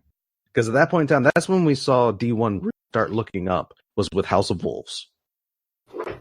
And like that's when D1 started an upward climb, because House of Wolves very right things. That was just did even better right things with Taken King. And Rise of Iron still did some good things. So like I said, for this section, I'll start judging D1 or D2, like comparing it to D1 when we see the Warmind DLC. Because, yeah, that's coming second, I think? Or is it the Osiris is coming second? Crap, I can't remember now. Osiris comes first, the Warmind comes second. Okay. So, yeah, that's when, like, once we find out what the Warmind DLC is going to be bringing us, that's when I'm really going to really look at this game in the same light as D1, to be honest. Because that's when we're going to have a clue on if these things are going to change. Like, is the longevity of D2 going to match D1's in-game by then? Because again, D1 vanilla, we had fog in game. That was it. Yeah. And it's like Nightfall. That was it. There wasn't a prestige Nightfall. There was only one Nightfall. Of course, it was always just a lot of the times hard as balls, but whatever. That's another debate. Yeah. But that's the thing. I mean, from D2 launch, there's already the raid. Like I said, there's a second level of Nightfall. And then there's Trials that has launched with launch. Mm-hmm. And then there's Faction Rallies, which is a whole other event. There's Iron Banner coming. There's still crap to get. I mean, there's actually still more crap or more events happening now. Like, especially if Faction Rallies like become a actual permanent rotating thing, then there's more events launching with D2 than there were for D1. Because again, Wrath of the Queen for D1 failed miserably and never showed up again up until House of Wolves. Yeah. So yeah, thank your stars, because Iron Banner was going to be every other month. That had actually succeeded. I wonder how many people would have lost their stuff then. Like, ugh. Why can't Iron Banner be monthly? Freaking Queen's Wrath event. But that was from that question actually was built in by Gorilla. I played a PvP with him. It was actually really fun. Yeah. So when I saw this topic, I wanted to just place it in. The only other topic we got, so that way, I mean, this is going to be, what's your favorite Destiny 1 or Destiny 2 soundtrack? I like the D2 soundtrack. It's just there's a couple, like, I think it's Nessus that has like this Star Trek-y like vocals to it that I'm just not. I don't know how to take that. I honestly don't know how to take that. It's like very sci-fi, kind of like 60s, 70s, like sci-fi type crap. I don't know how I feel about that. But other than that, I still have to say D1 for soundtrack. I think I liked it just a little better. Yeah, vanilla. Yeah. I think I like D1 soundtrack a bit better. I mean, soundtrack really doesn't bother me. I'm not too big into that. I play like the soundtrack off. Yeah. So I mean, I don't know. Sure, D2 is great. I mean, when I did play the campaign story mode missions, and I mean that soundtrack was great. You felt weak, you felt sad, you felt strong. Yeah. So yeah, D2 is good. So yeah, go ahead. No, I was about to say, like, I just haven't had any soundtrack or anything. It's just, it's basically a nostalgia boner that I even picked vanilla because, I mean, there's just a lot of like unique sounds. Because I will say the Sepix remix for Rise of Iron was very bueno. That was nice. But yeah, I don't know. I do feel like sometimes the soundtrack isn't quite as on key as D1, like vanilla for D2. Yeah, sometimes it doesn't really happen often, but yeah. Yeah, I play that. That's the thing. I don't play with any soundtrack. It's just that's a habit I started in D1, and it just. I mean, I play with like the voice, so I can hear Saladin, hear Shax, hear the mission overlays and stuff. There's no soundtrack. Yeah. So for Endgame, the Endgame, I mean, I just beat the raid. this week. Nice. I've been playing Iron Banner like a crazy person. I'm still getting all of the region chests off of every planet. That's something I've been going for too. Now I'm working on Nessus. I did all but the 2 inside of the ship in the EDZ because I don't like swinging around ships. It's really hard to, it could be above you, below you by several floors on that map. I'm trying to get suit of armor sets built for specific builds. I want to get one for my striker. I want to get one for my hunter, for my defender. I want to get one for my hammer titan. I want to work on grenades and all that. So I'm just grinding to get gear. Like I want that Mandalorian looking ass helmet from the EDZ for my titan. Yeah, no, right? That's what I want. I want to put that on. I want to put that on with my war rig because it just looks. I'm imagining it looks dope. Yeah. So there's things to do. I mean, do I get paid to play 8 hours a day? No. No. I haven't been playing 8 hours a day. Well, I have several hours a day this past week. Yeah. But it's one of those things, man. There's stuff to do. If you don't think there is, Bungie has said before, go play something else. Sure as shit, you're going to come back when that Osiris drops. No, right? But like I said, we have a different view on things. We do. Speaking of reviews, what about Xur, man? Xur. Okay, I just looked it up. For Destiny 2, the time wasted on Destiny. Oh, okay. Apparently I already have 140. 140 what? 146 hours. Jesus. On Destiny 2. 80 hours on my Hunter, 34 on my Titan, and 31 on my Warrior. Yeah. You got your money's worth. Oh, for sure. But basically the top spot on PS4 is 718 hours. 718 hours? Yes. 718 hours. And I do not know what this PSN is. That's almost a month. That's 29.91 days. So, considering I have like a sixth of that, I'd say it's probably about average. Yeah, probably. So, with Xur, he's back in the tree in Nessus. Apparently, he likes the tree. He has a tree house. And he Which is... also, apparently, one thing that someone had mentioned that is turning out to be true, wherever the flashpoint is, that's where Xur's going to be. Yeah, I think, yeah. So, that's a fair indication, like, early in the week. Like, if your flashpoint is there, check there first for Xur. They haven't been off that yet. So I just never noticed. Oh, really? Yeah, I never paid attention. Because the flashpoint is the first thing I do for my powerful rewards, so I don't keep track of where the flashpoint was. Mm-hmm. I just look for Xur. You buy your chest from Cade, and then you get to work. Yeah. I dig it.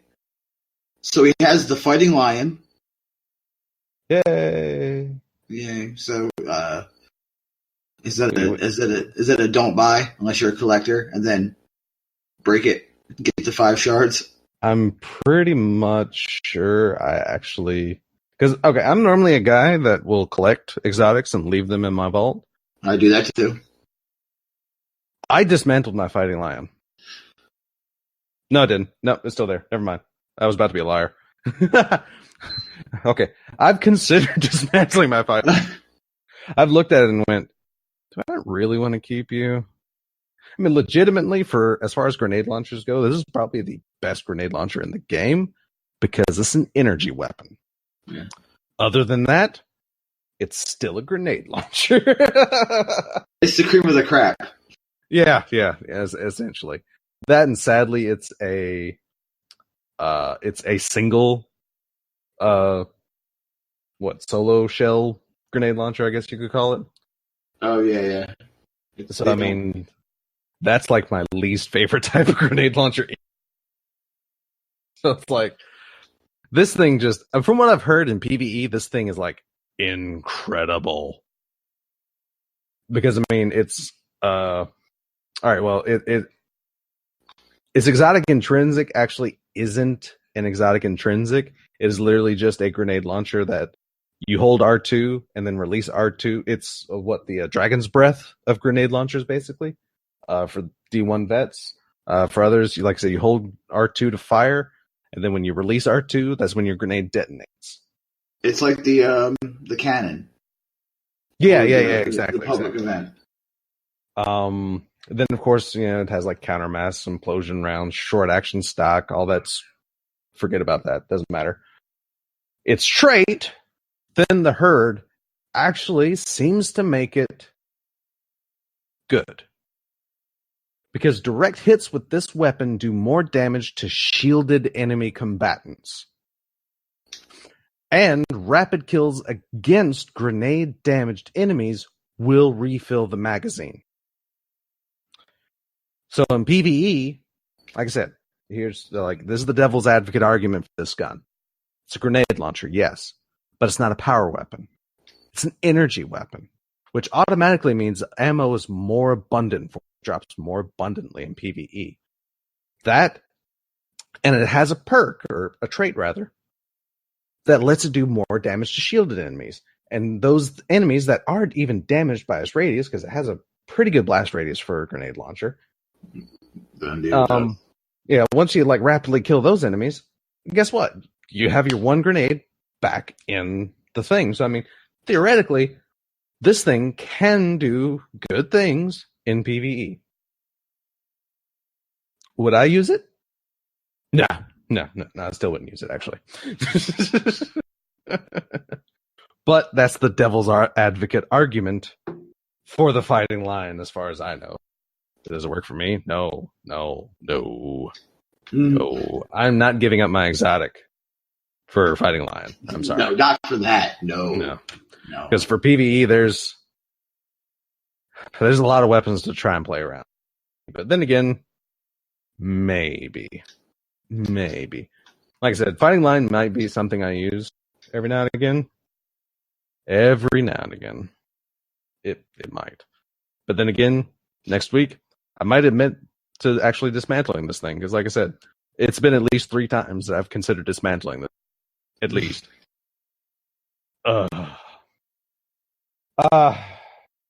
moving on from Zer's hot garbage this week. Hot dumpster garbage fire of the week goes to the fighting lion and Zer. Well, from one piece of hot garbage to what some people might say is the second piece of hot garbage, but I have a very special place in my heart for Knucklehead Radar, which Zer is selling for all the hunters. Knucklehead Radar.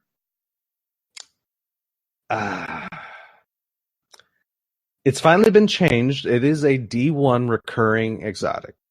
In Destiny 1, any primary you had third radar, basically, or third eye, which kept your radar up. What does it do now? It pretty much anything, apparently, that you aim, your radar stays up now, it's a nice change, to be honest. It's a nice change to what this exotic does. It doesn't make it too powerful. And they changed it, and it does a thing like anything apparent. Have I used it? No, not in D2, sorry. But so why does it have a special place in my heart, Raven, if you haven't used it since, D1? Well, because Knucklehead Radar was pretty much the first exotic helmet that I got for my hunter. So while a lot of people were running around Forever 29 because they couldn't get boosts to drop, I was Forever 29 in D1 because I couldn't get a helmet to drop from VOG. I couldn't. It just wasn't happening. So I got a Knucklehead Radar. Fixed my problems forever. And then pretty much in D1 vanilla, any helmet or any hunter exotic that was worth a crap was a helmet. So I had nothing to worry about. I was set. Like I said, have I used it since? Nah. It's a good starter exotic. If you're using Mida, of course it's not going to matter there because Mida has his radar always up. But everything else you use will pretty much have that same benefit, which can be very potent in this PvP. Because having your radar not blocked out for any reason can give you something of an edge. So it's not that awful. Oh, but now we go to what some would consider the the creme de la creme of Zer's inventory right now, and that would be the Peacekeeper exotic boots for the hunter. Call me John Crichton because I'm rocking the Peacekeepers. Its intrinsic perk is Mecha Holster. It reloads stowed submachine guns and it allows them to be used instantly. Mm-hmm. Say that again. Got my anti-ope. Yeah. I'm shooting you with my anti-ope. I switch to my Uriel's gift. Tap a couple rounds off. Pull back out my anti-ope. It's reloaded from 0 and is instantly up. Ready up. There is no transition time. You're ready to go. The natural color is like a baby blue and a gold. It looks pretty cool. Takes a shader beautifully. The coolest part of this is that you can actually see the mecha hanging off the left side on the thigh. It's open and you can see rounds. Yeah, it's like the whatchamacallit legs for hunters. The lucky pants. Yeah, the lucky pants. You can actually see the modified holster on the pants. And then I guess the Warlocks you get a thing. You get Wings of Sacred Dawn. We've talked about it. It's Angel of Light. Not a lot of people take advantage of this, understandably. Not everybody's cup of tea, we'll say, because Dawnblade, Warlocks are not as powerful or not as popular. Sorry, wrong P word. They're not as popular as Devourer Warlocks. Do I actually think they're not as powerful? I don't know. I just enjoy using Warlocks. Do I actually benefit from Devourer play? No, because apparently I choose the wrong time to eat a grenade. So I die anyway. It's like I ended up eating a grenade on what I think is going to be a firefight. Takes out the guy, and it's like, oh, thanks. So I just ate a grenade for nothing. Then I get melted by 3 guys because I take a wrong corner. It's like, oh, gee, thanks. And I didn't have a grenade for that encounter. Yeah. The Devour gameplay just isn't my cup of tea, apparently. I may have to learn, basically the decisions of using it. But, I don't know. Of course, at the same time, I still haven't been playing around with Dawnblade either, so, because I do enjoy, using the not slow Nova Bomb to shut down supers. Because that's great. This person casts Arc Staff. Just float over and point down super. He's gone. Yeah, that's about right. So, Warlocks don't really get the shaft because, like I said, I do like the idea of the Wings of Dawn. Mm-hmm. They do a thing like they do. It's a very obvious what the power fantasy of this exotic does. That's just very, very obvious. It's like Peacekeepers. Peacekeepers are very obvious, power fantasy exotics. Knucklehead Radar, it does a thing. Yeah.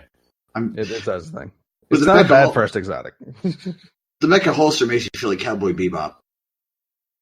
Yeah. And theoretically, if you really want to actually play super, super, super, super aggressive Titan, you can use Any-Up in your primary. And if you have an out of options or a Phosphorus, which is Omelon SMGs that have phase magazine, you choose phase magazine, and it drops Phosphorus or out of options down to 600 RPM with the same time to kill as an Any-Op. So theoretically, it's I think the range is a little shorter than Any-Op is. Oh, actually, the range is pretty significantly shorter. But theoretically, like I said, if you get in their face, you'll never run out of ammo because you're always switching from a submachine gun to a submachine gun. I did that with the Wrist Runner. Theory. Actually, I was about to say a Saladin's Vigil for some reason because the hero's burden is named after Saladin. Yes. Crap. There it is. There's the hero's burden. Actually has a super good range. There it is. Not the best. In fact, Educator and the primary SMGs pretty much have the best range. But like I said, that pairing, either the Foggy Notion Oh wait, no. Crap! I just noticed a error in the bird rock that I did not fix before. Oh crap! I just made it worse. Oh Jesus, help me! Live on cast, like not even a cast issue. Ermagerd, help me. Mistakes were made. Actually, yeah. So it's got the best. Like the Hero's Burden actually has the best range, just behind the Neopd and the Agitator, which are both the kinetic SMGs. So yeah, like it has the third best. It basically has the best energy SMG range. So that's actually it wouldn't be a bad one like to pair with it. Because I know what was it? Shortly after D2 released, and I think it was Wayne that was mentioning trying to find the highest range energy SMG to use these legs with First Titan.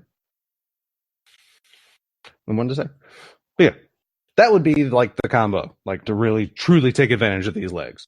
Antiope, Hero's Burden, and good luck on anything that's further than like 15 feet away from you. Yeah, Antiope, Hero's Burden. Good luck getting their face. Have fun. Enjoy what you got. Yeah. And for giggles, you can always throw a tractor cannon for your power. Why not? God. I'm with you on that. I love the tractor cannon. I still actually haven't used it myself. Oh, it's so fun. Yeah, it can be. I can definitely see. I see it's fun. I do see it's fun. I don't know. I don't know. I don't know if I could actually go chill enough to actually use it. Because I like the idea of the tractor cannon. I do. And like I said, I can see its fun factor, but I feel like if I use it, I'm going to hate it. And I don't want to hate it. Because it is definitely designed as a fun gun. Like, seeing it in action and, like, assumption on my part, but using it must be fun. But, like I said, seeing it in action is hilarious and great. So, I mean, it's definitely designed as a fun gun. Oh, yeah. But fun guns are definitely. I mean, it's a. When you're in what it does, it's scary. Oh yeah. I mean, it's a fantastic like theory or thing. So like I said, it's set up to either kinetically push someone either off the edge of a map or into a wall, a la phalanxes. Or yeah. I believe it's perk damaging an opponent temporarily increases the speed and handling. Yeah, the science speed. It's like your speed. Uh-huh. Okay. See, that makes sense because if it increases like your movement speed and then your weapon handling, like because one thing that I've theorized, like the purpose of it isn't actually to serve as a phalanx, like for you to be a phalanx, but rather to be like you maybe you slide up to someone and you hit them and you pop them up in the air. You like switch to like let's say like your better devil's primary or whatever, and then you give him a couple pops and voila, you finish him off and he's like all kinds of disoriented because he's flying through the air, much like a person is disoriented when fighting phalanxes. Mm-hmm. But yeah, like I said, that like mentality, like design mentality, is probably there, which pretty much makes it your clay pigeon machine. Rush up to someone, yell, pull, and murder them. Yeah, that's how it works. I can attest to that. I mean, 100%. That's what I was doing. I was yelling, pull, blasting guys off of the map, going, snickering like Muttley. and it's fun. It makes me feel good when I do it. Oh, yeah. Punch them, and then oh man, let the hate flow through you. I guess would be the best way to put it because you can tell because people come back at you. Oh yeah. Okay, Des. So I think we. Oh, Bella. Hola, Bella.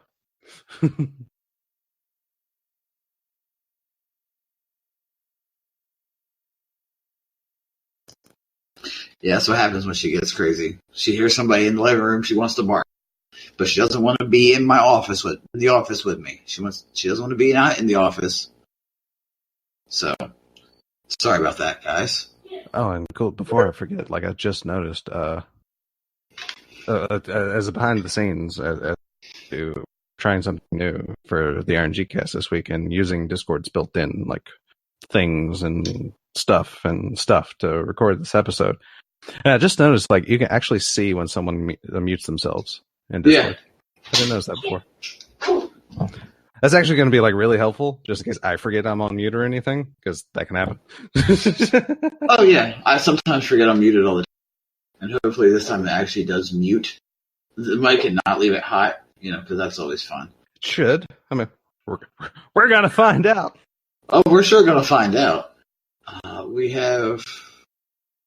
I don't know if you want to give the Paladin spoiler warning, or if you even want to talk about it, or do you want me to get to the other message I sent you personally between us? I mean, we can do both. I just want to know if you want to. Did you even play Paladins yet? Not a lot. I mean, I've kept up with some news and I've seen some things, but I haven't really had I haven't had the opportunity to really dive in or re-dive into Paladins like that really in depth. Not as much as I want to. Yeah, D2 has been kind of getting in the way. I just did it today. I played a little bit of Talos. He's really fun. Oh yeah. I do want to get in like his mentality and like his headspace and see what he's all about. Yeah, he's probably, other than Lex, Eevee too. Eevee's super mobile. That's the only reason I'm so good with Eevee. He is not. Oh no. Yeah, SMG. Also, we have Terminus coming, an actual melee champion. Yeah, he is melee range. Melee range has an interesting kit. His super is ridiculous. His super is going to be dumb. Oh my god. Yeah. It's like the huge range, pretty much going to insta-kill like 90% of the freaking cast. Mm-hmm. And like from full health. And it's going to be impossible. Like he's going to be, like just that super is going to be super great for payload pushing because, oh my god. Yep. You die on the point as a good frontline should, and everything within a 50-foot radius is boned. Yeah. Oh my god, that's just gonna be so rough, like to fight against, until like possibly gets toned down. But yeah, it's gonna be interesting. He's gonna be interesting. There's always gonna be a frontliner. Yeah. And he has an interesting shield mechanic. Like he actually absorbs damage. Yeah. So his shield back. Yeah, his shield cannot be broken. Like it has a duration, it has a resource, but his shield cannot be broken. He takes that damage and he will throw it back at you. At a pretty decent conversion rate, because I think they said he has to eat 100 damage to get, which his shield gives him an extra projectile, and his projectile is an ability that is on like a 2-second cooldown timer. That was quick. It seemed like it was like 1.8, so yeah, 2. I think that's what Grey Hair actually said. It was 1.8. Okay. But yeah, that's it's a very quick thing, but at base his projectile is a single projectile that hits for 250. Mm-hmm. It's not great. But the more damage he absorbs, the more additional projectiles he can get. He can launch basically a total of 5 projectiles, which can really wreck someone at range. Mm-hmm. Which is this character's like only range poke. So I mean, being a good frontline, blocking damage, getting in people's faces is what he needs to do. Yep. Basically just to have like that extra utility. Hilariously, he has an ability with the 15-second axe slam, which is going to be powerful with that legend because it slows you for a very long time. Because I think they said, yeah, it's like 6 seconds, which is twice as long as Pip. Yeah. So yes, but I remember them saying it was like twice as long as Pip's explosive flask, basically, and like makes you go even slower than Pip's explosive flask. So if you know what that's like, then this guy is going to be even worse. Mm-hmm. But he has the same the axe slam down has the same like trajectory and basically animation as Ash's ult. I know they did say that. It's like a similar use. So if you have experience aiming that, then, well, you're going to be pretty okay with Terminus. Like with that. And it's a 15-second cooldown on a slam. And they've said there are not going to be cards in the loadout system to bring that down. So that's Kronos. Kronos all day for that dude. Oh, yeah. Yeah. They also, on the PTS, mentioned a new item they're playing with called Wrecker. Well, no, yeah, they're changing Wrecker.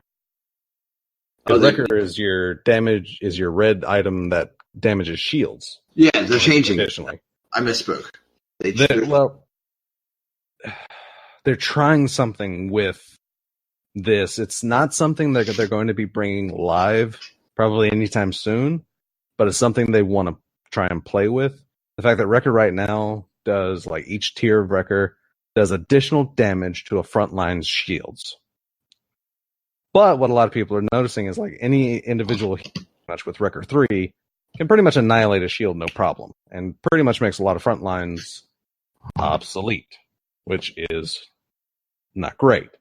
So they're doing an extra thing with Wrecker, and instead of doing damage to enemy shields, Wrecker will do extra damage to enemy front lines. So instead of doing extra damage to shields, you'll be able to bring down the actual character themselves a little quicker. Up to 30% at the highest, which is a hefty buff. And, like, you're going to be able to pretty much solo a front line pretty well with that. But at the same time, they're still going to have their shields. Like, they're going to be bringing down, like, frontline shield health a little. I think they mentioned 40% of the total is basically going to go missing from everyone's shields, like shield strength. Yeah. Because the shield strength isn't going to, like, there's not going to be anything to adjust shields anymore. It's just going to be, extra damage to the character itself now. So shields will never lose potency, but once they break your shield, then it's possible that they can deal with you a little better as frontline. Which, I kind of like that mentality. It sounds like a pretty good idea, but like they said, it is not something that they're going to go live with OB61. Like, as soon as it leaves PTS for 61, it's just going to vanish. Because, like I said, it's not going into OB61. After this, the PTS is going to go back to normal with Wrecker and, like, champion shield health. They're going to take a lot of data. They're going to look at it. They're going to see, like, the options and how people like it and all this, that, and the other. Whole lot of delegation, relegation, whatever crap you want to call it. A lot of that's going to happen. But the good news is they're finally changing one of the more broken things in the item system in Paladins. This Wrecker Ermagerd. Wrecker was a little... Wrecker was a little broke. New skins. There was Sky, Pilot. That was an uncommon. There was an Oni skin for Talos. Which is now in the feudal chest that you can get. A nice little touch. If you take the Kabuki mask off, he has his face. Changed his name. It changed his voice pack, so it's I think it's a VIP. It's a VIP skin. No. I spoke wrong. I'm sorry, I misspoke. I just said it was in the chest. So they're bringing back the feudal Japan chest. Janos, whatever you want to say, has a Facebook. If you tie a Facebook account to it, you get a blue and white skin. Facebook crap. The rotating skin that you can buy this week, this patch is the Genie, waifu. Come on, she's right there. The healer, mirror. Oh yeah, Ying. Next week is going to be the White Wolf, Tyra, the one that was in the winter chest. Yeah. And Drogos got a new skin, and it basically makes him like he looks like a dinosaur. Oh yeah. Because it's kind of like mecha-ish. Yeah. So, like, I tuned in to the patch preview just as they were showing that off, and oh my god, wow. Like, a lot of that looks really good. Hey, thanks for making me want to try to use Drogos there, guy. The main problem I have right now with Paladin is I will sit in a ranked game queue for like 10 minutes, Yeah. get in, and then one person won't pick. Yeah. And they're in for another 10 minutes. So I'm just like, what the hell, man? Like, what the fuck am I supposed to do? This is ridiculous. So. Yeah, that's an issue. Yeah. But it's open beta, so they'll fix it. Yeah, I mean, things will. I mean, I don't know. By the way, they're heading in some pretty good directions and such. So I mean, things are a thing. And thus ends the Paladins portion of the podcast. Now we're going to get back into the. Des mentioned he is caught up and watched all of Game of Thrones. Mm-hmm. And in doing so, I feel like I needed to check something out. Oh. A buddy of mine sent me a from Dragon Ball, the new Dragon Ball. Oh yeah. So he sent it to me. He's like, "I know you don't mess with Dragon Ball. I'm editing this text messages because we cuss at each other. But check this out. I think you'll like it." And it was Krillin. Okay. And I guess they've been retired. Like he just stopped training with Goku the entire time. He's been away. Yeah, for the most part, yeah. He comes and sees Goku, and he's like, I guess because what happens is he has to get a team up. Yeah. So it's not too far. It's a fairly recent-ish fight. Yeah. Yeah. Well, he showed me, Krillin. I love like characters that have a weird thing, like Kuwabara from Yu Yu Hakusho. Yeah. He said weird things. Krillin has always been one of my favorite characters because he's a human. Yeah. Running with some of the most powerful beings in the world and like in the universe. Yep. Let's give the kid respect. So he's like, I've been thinking, because I guess Goku invited him to be on the team, and he was like, I've been thinking, it's been a long time since I fought. I'm gonna need you to punch you in my face. And Goku's like, it's really gonna hurt. And he's like, yeah, no. And then you fought a god, you did this, you did that, you did that. I've been here picking turnips. I gotta see what it feels like. I haven't been punched in the face for a while. I gotta see what it feels like to be punched by you. I want to see where I'm at in the power level, in the power structure. And Goku being Goku, like, it's really gonna hurt. It's really gonna hurt. And Krillin like, I know, let's go. And he's like, all right. And he takes his traditional Dragon Ball Z, I'm about to punch somebody in the face stance. And Krillin takes his stance and fires off his energy and proceeds to get punched through like 3 mountains, 2 houses, and into a rock. And he's like, no, I know where I stand. And then he showed me another clip. All right, I'm interested. He's like, what I would do, he said, the story isn't that great.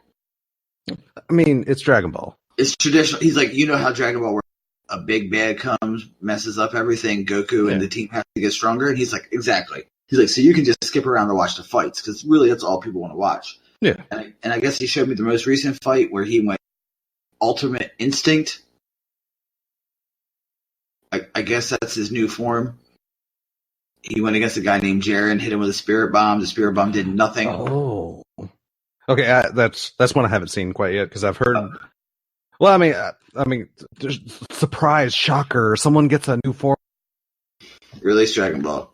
I mean, there's a meme about it. You haven't even seen my final form yet. I mean, come on, legitimately. Yeah. But at the same time, it's like I've also heard like a lot of underwhelming things about it. So, I mean, for someone who's not a Dragon Ball fan, I thought it was okay. It was cool. Basically, long story short, he knows he can't win, so his body is just fighting for him. And there's even gods that can't do it. Like gods were freaking out that he was doing. Yeah. I was like, all right, cool. It was really interesting because it looked like he was kind of out on his feet, just reacting. Yeah. He was dodging punches, like kind of with his arms down, with his head limp. And then he comes to me. Yusuke Urameshi did in right before the Dark tournament when he was asleep because of training with Genkai. And Hiei attacked, and he was asleep, like dreaming, like, no, I don't want to pick, I don't want to do Yeah. Same basic idea, but it wasn't like a form. He just did it just to show how strong he got. Yeah. So I'm going to say it. I'm going to give the fights on Dragon Ball Ultimate a chance. Oh yeah, like I said, especially some of the later ones. I mean, they're just like they're fantastic. Yeah. Well, he said look up the the universe fights because he said Master Roshi Yeah. has a Oh, basically. Master Roshi actually gets Master Roshi's got some really good like moments. Like that's actually even some of the story I would actually suggest like watching like full episodes or like the Master Roshi and the I believe the title of the saga is the Universal Survival Saga Tournament. Or Yeah. Tournament of Power, basically, because that's literally what the tournament itself is. But it's like Universe Survival Saga or something like that as Yeah. the quote unquote official title. Yeah, I'll check it out because he was like, it's not on Netflix or anything, so you have to like Not yet. go to some other ways of finding. I'm like, I have Comcast. It has on demand. They play it on Adult Swim. I'm good. Well, yeah. I mean, it's a bit behind there, but yeah. Well, I mean, you'll yeah, get there. But it'll have it. Who knows? I might like it. yeah. I mean, like I said, a lot of the fights are bueno, because especially there is one fight in there that is essentially full power Goku versus Vegeta again. Oh wow! Because surprise, surprise, something takes over Vegeta. Surprise. For the princess to say it's the guy who gets taken over. Yeah. But yeah, so I mean, so him and like Goku have like their rematch fight or whatever again, and of course Goku's excited for it, but Vegeta can't enjoy it because it's not Vegeta. At least I think that's how it goes. Either way, it's a really good fight. Future Trunks comes back with a saga, and Ermagerd. Other than definitely skip the plot there because that gets into an entirely twisted, disgustingly convoluted mess that I don't know what was going on. But all I know is like the Future Trunks saga in Super is not something I would go. The anime is better than the manga for that fight. Yeah. Like there's Akira Toriyama has complained that there are certain things that happened in the anime that wasn't quite to what he wanted to happen. And even though he's not responsible for the drawing of the manga or even the plot of the manga right now, he has guided the new mangaka like on how to draw and like the overall plot that he wants. So there's that. But he has the mangaka for Super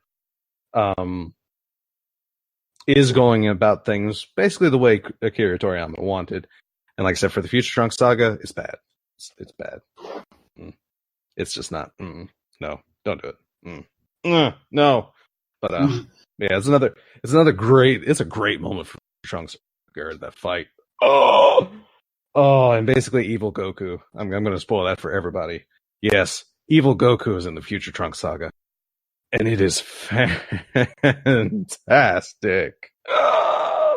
But yeah. Okay. You've had me at hello, sir. Yeah. Like I said, it's. I mean, like I said, the plot behind they call him Goku Black because it's Goku in black robes. But it's another like convoluted plot point on why Goku is evil. But like I said, it's still amazing. Like it's just great. Like just watching Goku be able to go full out on Goku. Because that's pretty much how that works. But oh my god, it's great. Like just the fact that they actually dabbled into evil Goku. It's like, good lord, that's only something Dragon Ball fans have been wanting for like 20 years. An evil version. Yeah, like an evil because I mean that's up until Dragon Ball Super.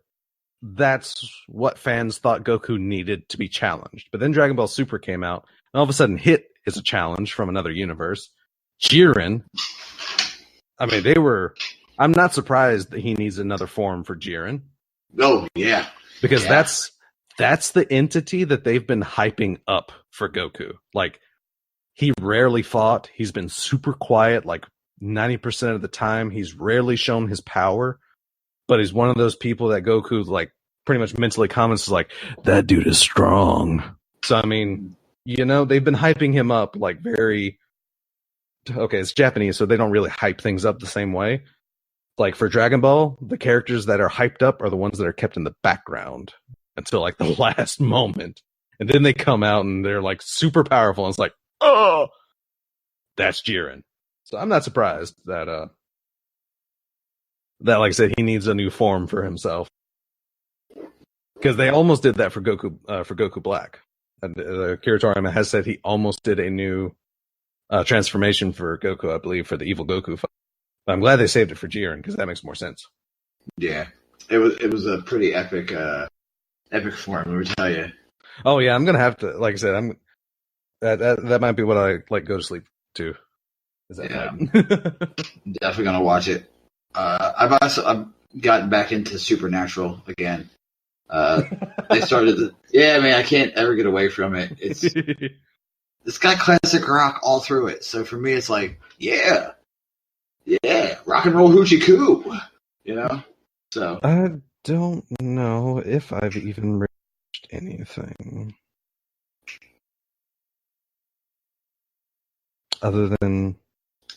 I mean, you've caught up on Game of Thrones, yeah. Yeah, I did catch up on Game of Thrones. I watched Spider-Man: Homecoming. Oh, The Defenders. I saw that. It's a show. Yeah, I know it was. It's a show. No, man, that's. I feel like they took too much time. Like, a lot of time was spent on the Defenders, like as a season. Mm-hmm. A lot of times was like a lot of time. It was paced basically like an Avengers movie, except it was in a series form. So it's like 6 episodes of the team like trying to mash together and find out what's going on before you even know who the villain really is. And the pacing was just felt weird to me. I feel like if they could have paced that a little better, it would have been so much better. It wasn't horrible. It's just a lot of awkwardness, I feel. Mm. Which, I mean, to be fair, is the first time they've tried a series. Like Avengers was the first time that they tried to do like a superhero team-up movie. Like introducing heroes in their own individual things and then doing a team-up movie.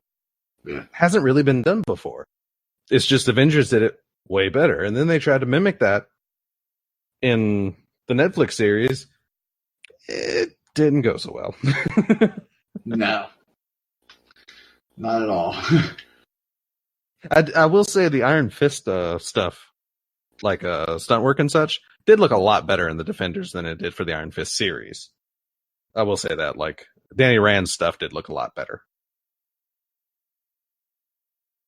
I come to find out he was a Game of Thrones actor. That's funny. He was Loras Tyrell. Yeah, like it's funny because I watched through Game of Thrones. Defenders is like, oh yeah, hey, it's that dude. That's why. Spoiler alert. He got blown up by Alchemist Fire. He was doing the Avenger. He was doing the tricky. I know, right? Oh, but yeah. Yeah, so I mean, it's not awful. It's just awkward. It's that other A word. Like they get an A for effort, but it was just way too awkward for me, really. Cannot wait for Punisher, though. Oh God, dude, that. Oh, if you haven't watched that trailer, 1, where have you been? 2, get your head checked. Holy shit, is it not one of the greatest? He says, "I love you." Bye. Turns around and shoots. He gets his wife shot. It was great. So good. So good. Mm-hmm. It's a something, all right. Mm-hmm. It's going to be interesting because considering, like I said, the level of violence, like one thing that an article raised a very interesting question is, are people really going to be able to stomach an entire like season of the Punisher letting loose in people? Yes, I can. Because I mean, yeah, I most likely will, but I mean, I'm just saying, like, to go from like Daredevil season 1 was pretty gruesome. Like, Daredevil really set the pace for how the Marvel miniature MCU was like really going to pace out. And it was pretty gruesome and like brutal to watch. But when Daredevil season 2 aired, and it pretty much opens with the Punisher, you can tell it's like this is a whole new level of brutal just from like the first 10 minutes of the opening. But yes, indeed. but yeah, Yes, indeed. it's like an entire season of that is definitely going to be harder to watch. Like just like by virtue of what it is. Mm-hmm. Yeah, you better. It's going to be a tough one. It's going to be rough. Yeah, it's going to be an interesting thing to watch for sure. It's going to be close to torture porn. Oh yeah, it's going to be like. Oh yeah, it's going to be like. Oh god, yeah, it's about going to be like Jigsaw, which opens soon. The Saw franchise is coming back, and my wife is going nuts to watch it. Is she? Oh yeah, because she loves Saw. Oh okay, yeah, she loves Saw series, which I was even intrigued by the Saw series. Like I said, just the fact that he's a normal dude that had. Come on, it's like some of his prediction capabilities is definitely borderline. It's like supernatural. It's like, oh my god, he's been dead like halfway through the movie series. Spoilers. But he's still like predicting how people are gonna act, and like having people do crap for him from the grave, and it's like, really? It's like I get he's a normal dude and he's studied all this esoteric stuff, but this is definitely borderline supernatural. And then this new movie, Jigsaw, it's like, 10 years later, and they're excavating his grave. It's like, oh, he's come back from the dead. It's like, see, they like try to add this layer of possible mysticism to him. Oh, yeah, it should be interesting. Like how on earth can he know where people are going to be? Like you're right. That's got to be some dark stuff. Like that's got to be some supernatural into it, you know? But yeah, that's why I found him interesting. Not because of the torture porny crap and like the traps themselves and how people react in the traps, but just seeing like how things play out and how well he's basically capable of predicting what people are going to do from beyond the grave. Yeah. Plus his little puppet thing is weird. Oh god, yeah, it is. Billy. Oh my god, Billy is oof. It's creepy. Which I love how in the Jigsaw trailer, like you see him walk away and like somebody's comment is, yeah, that's not creepy at all. Yeah. Like, yeah, that's totally not creepy. No, it is. Yeah, that's probably how I would react. It's like, yeah, that's not creepy. Mm-hmm. So that should be interesting. I can't wait to see like how it's going to go, because if Jigsaw does well, expect to see more of the Saw franchise, because they're already considering doing more if Jigsaw does well. So there's that. So if you don't want to see any more Saw crap, don't watch that movie. Just don't. Don't support it. But yeah, I for one will probably be going to watch it because the wife will be going to the theater to see it. Yeah. And that's one I'll probably be dragged along to. Yeah. Because that one, like I said, I don't mind. I don't mind that one. I can't wait to see how a plot, like I said, he's been dead for like 6 movies already, or 4 movies, I think. Legitimately.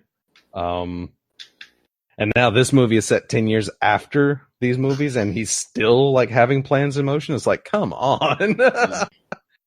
How is this gonna fit? Make it work. Yeah. Yeah. It's a tough one. So, I mean, I guess that's a good way to end this episode of the RNG Cast. A Dragon Ball Z, watch it type of thing. A prequel. A precursive. I'm about to Jigsaw. I mean, what else are we missing, right? I think we're missing where we can find you on Twitter. That's about it.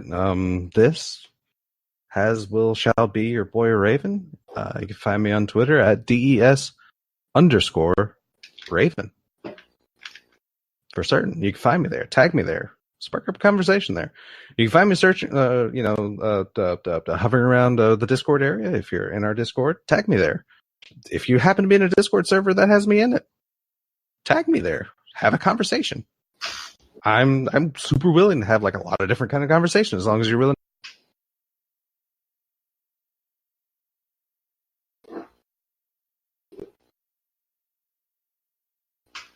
Did your mic cut out again? Did it? It did a little bit, but we got most of it.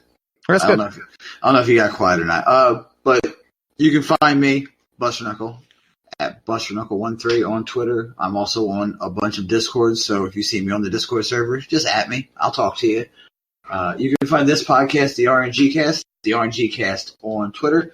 You can email us, therngcast@gmail.com. We have a Patreon, patreon.com/therngcast.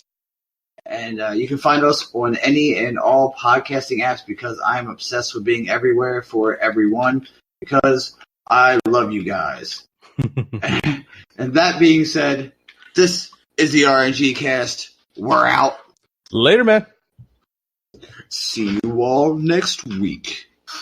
I mean, not so bad. There was a little bit of some shenanigans. Yeah, I think it might.